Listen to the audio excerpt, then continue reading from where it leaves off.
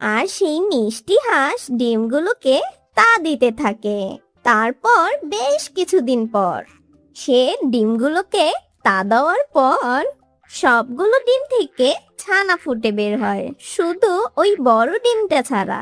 কি ব্যাপার, সব ডিমগুলো ফুটে তো ছানা বের হলো, এই বড় ডিমটা থেকে ছানা বের হচ্ছে না কেন? ও, বুঝেছি, এটা বড় ডিম, এজন্য এটাকে বেশি তা দিতে হবে। সেই মিষ্টি হাঁস বড় ডিমটাকে তা দিতে থাকে। বেশ কিছুদিন পর সেই বড় ডিমটা ফুটে একটি মিষ্টি বাচ্চা বের হয়।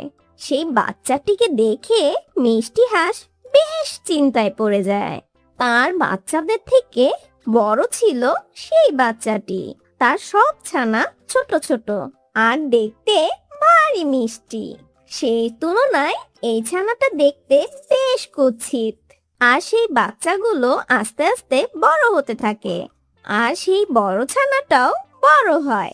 একদিন সেই মিষ্টি হাঁস চিন্তা করতে লাগলো, এই বাচ্চাটাকে মোটেও আমাদের মতন লাগে না, আমাদের সাথে কোনোভাবেই মিলে না, একে আমাদের সাথে নেওয়া যাবে না। এই বাচ্চারা, তোমরা সবাই এদিকে এসো, আজ থেকে বড় ছানা বাসায় থাকবে, আমরা ওর জন্য খাবার নিয়ে আসব, ও আর আমাদের সাথে যাবে না। ঠিক বলেছ মা, এই কথাটা আমরা তোমাকে বলতেই চেয়েছিলাম, কিন্তু আমরা বলতে পারিনি তোমার ভয়ে। ওকে আমাদের সাথে একটু মানায় না মা, আমরা সবাই দেখতে পারি মিষ্টি, আর ও আমাদের থেকে বেশ কুৎসিত, ওকে দেখতে বেশ বড় আর ভয়ানক লাগে। আচ্ছা আচ্ছা বাচ্চারা, চলো আজকে তোমাদের নতুন জায়গায় নিয়ে যাব। এই বড় ছানা, তুমি এই বাসাতেই থাকবে, কোথাও তুমি যাবে না, এই বলে দিলাম আমি। সবাই সেই বড় ছানাকে রেখে চলে যায়। সেই বড় ছানা খুব কষ্ট পায় আর সে কান্না করতে লাগলো, আমি দেখতে বড় আর উদ্ভট, এটাই কি আমার দোষ? সবাই কেন আমাকে এত ঘৃণা করে? আমাকে সবাই একা রেখে কেন চলে গেল? আমি যে বেশ ভয় পাই একা থাকতে। আর সেই মিষ্টি হাঁস তার বাচ্চাদের নিয়ে অনেক দূরে যায়, আর সেখানে সবাই খেলতে থাকে।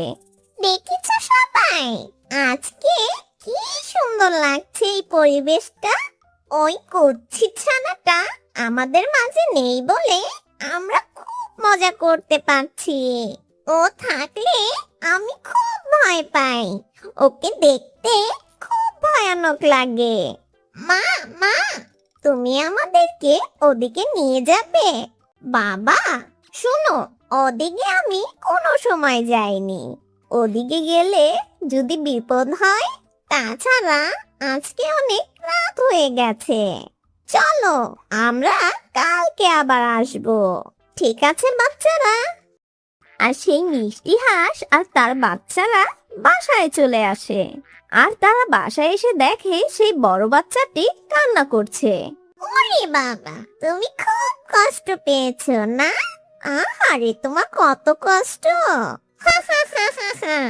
মা মা, আমার খুব ক্ষুধা পেয়েছে মা, এই যা, আমি তো ভুলেই গেছি। এই বাচ্চারা, তোমরা কেউ আমাকে মনে করে দিলে না কেন? এখন ওকে আমি কি খেতে দিব? আর এই পুরো রাতটা ওকে না খেয়ে থাকবে? মা মা, একটা রাত কেউ না খেয়ে থাকলে মারা যাবে না, কাল সকালে আমরা ওর জন্য খাবার নিয়ে আসব।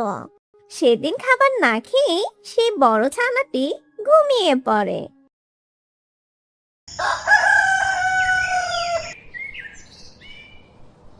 পরের দিন সকালবেলা সেই মিষ্টি হাঁস আর তার বাচ্চারা চলে যায় খাবার খুঁজতে, আর সেই বড় ছানাটি শীতের জ্বালা আর খুব অভিমান করে বাসা থেকে বেরিয়ে যায়।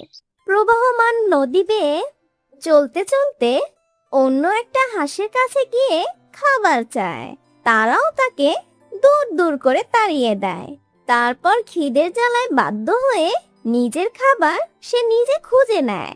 এভাবে কেটে যায় তার দিন। আর দেখতে দেখতে সেই হাঁসের বাচ্চাটা অনেক বড় হয়ে যায়। হঠাৎ একদিন তার মায়ের কথা খুব মনে পড়ে। অনেক দিন হয়ে গেল মাকে দেখি না। আমার ভাই বোনদের সাথেও দেখা হয় না। যাই গিয়ে একটিবার তাদেরকে দেখে আসি। এখন আমি অনেক বড় হয়েছি। আমি দেখতে আর কুৎসিত নেই। তারা নিশ্চয় আমাকে দেখে আর ভয় পাবে না। আর আমাকে মা বকাবকিও করবে না। আর আমাকে বিশ্রী বলে বাড়ি থেকে তাড়িয়েও দিবে না। আর সেই বড় ছানাটি তার মায়ের খোঁজে বেরিয়ে পড়ে। পথ চলতে চলতে বেশ কিছুক্ষণ পর তার মায়ের বাসায় এসে পৌঁছায়। আর অন্যদিকে সেই মিষ্টি রাজহাঁস যে পাতিহাঁসের বাসায় ডিম পেড়েছিল, সে তার ছানাকে খুঁজতে সেই পাতিহাঁসের বাসায় পৌঁছায়। রাজহাঁসকে দেখে সেই মিষ্টি হাঁস বলে, আরে রাজহাঁস বোন, আপনি আমার বাসায় এলাম। খুব জরুরি প্রয়োজনে আসতে হলো তোমার কাছে। মা, মা, দেখেছো এই কুচ্ছিত ছানাটা আবার আমাদের বাসায় এসেছে। আমরা তো ভেবেছি ও মারা গেছে। এই, ওর কি লজ্জা বলতে কিছু নেই? তোমাকে এত করে অপমান করেছি, আর রাতের পর রাত তোমাকে না খাইয়ে রেখেছি। তারপরও তুমি বেহায়ার মতন আমাদের বাসায় এসেছো। কি তোমরা ওর উপর এত অত্যাচার করেছো? তোমরা এত পাষাণ? তবে শোনো, তোমরা এই বাচ্চা আমার। আমি একদিন খুব বিপদে তোমাদের বাসায় ডিমটা পেড়েছিলাম। সেই ডিম থেকে আমার এই ছোট্ট সুন্দর বাচ্চাটা বের হয়েছে। তাকে তোমরা এত কষ্ট দিয়েছো আর এত অত্যাচার করেছো, আমার ভাবতেই অবাক লাগছে। এই নিষ্পাপী মাসুম বাচ্চাকে কেউ এভাবে অত্যাচার করে? রাজহাঁস বোন, আমার অনেক ভুল হয়ে গেছে। তুমি আমাকে মাফ করে দাও। আর আমার এই ছোট্ট বাচ্চারা বুঝতে পারেনি। কোনোদিনও না। তোমাদের মতন এই পাতিহাঁসদের আমি কোনোদিনও মাফ করতে পারবো না। তোমরা এখনই এই জঙ্গল ছেড়ে বেরিয়ে যাও। তারপর সেই মিষ্টি পাতিহাঁস আর তার ছানারা সেখান থেকে চলে যায়। আর রাজহাঁস বেশ খুশিতে তার বাচ্চাটাকে নিয়ে তার বাড়ি চলে যায়।